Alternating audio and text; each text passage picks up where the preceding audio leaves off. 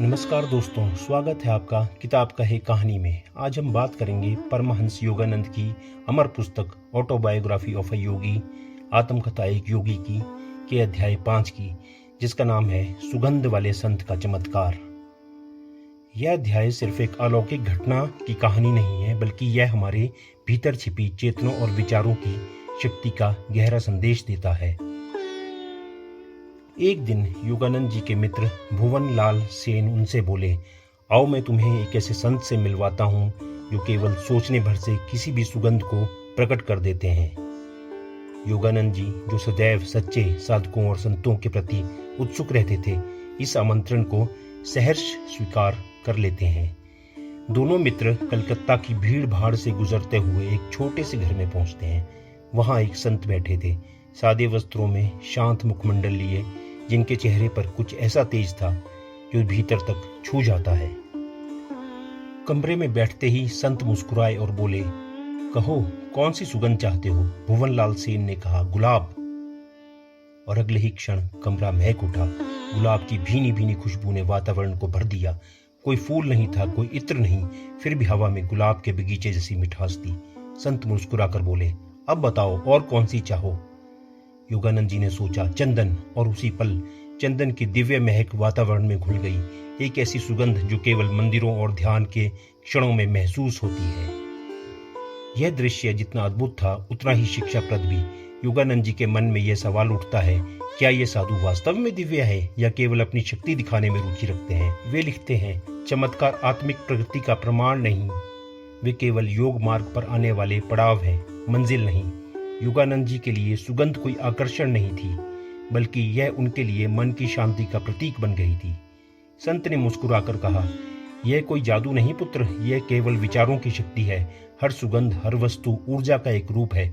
जब मन एकाग्र होता है तो ऊर्जा भी उसके अनुरूप रूप धारण कर लेती है। उन्होंने समझाया कि हर इंसान के विचार एक तरंग हैं। जब ये तरंगें शुद्ध, स्थिर और शक्तिशाली हो जाती हैं तो वह प्रकृति को भी प्रभावित कर सकती हैं। वास्तव में यह चमत्कार हमें सिखाता है कि हमारे विचारों की सुगंध ही हमारे जीवन की दिशा तय करती है। योगानंद जी के भीतर यह प्रश्न उठा, क्या यह शक्ति ईश्वर की ओर ले जाती है या मनुष्य को अपने अहंकार में उलझा देती है? वे कहते हैं, सिद्धियां या पावर्स आत्मा की नहीं, मन की जीत है। लेकिन सच्चा योगी वही है जो ईश्वर को जानने की लालसा रखता है।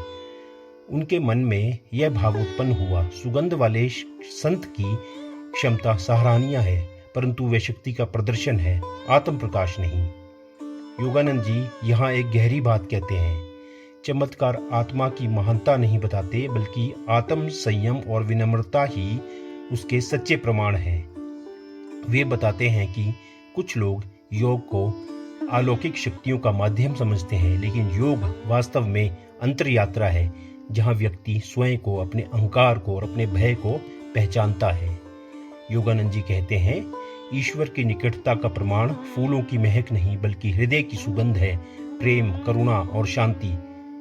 वह हमें यह समझाते हैं कि जब हृदय में प्रेम होता है तो हमारे आसपास का पूरा वातावरण अपने आप पवित्र और सुगंधित हो जाता है।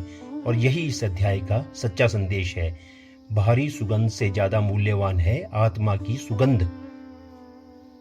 दोस्तों, इस अध्याय को पढ़कर मुझे हमेशा यह एहसास होता है कि हर इंसान के भीतर भी एक सुगंध वाला संत छिपा है।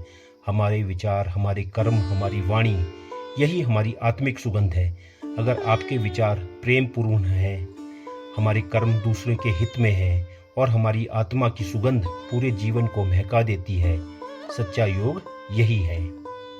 अपने भीतर की सुगंध को पहचानना और उसे संसार में फैलाना। तो दोस्तों, यह था ऑटोबायोग्राफी ऑफ अ योगी के अध्याय 5 सुगंध वाले संत का चमत्कार का विस्तृत सारांश और आध्यात्मिक संदेश।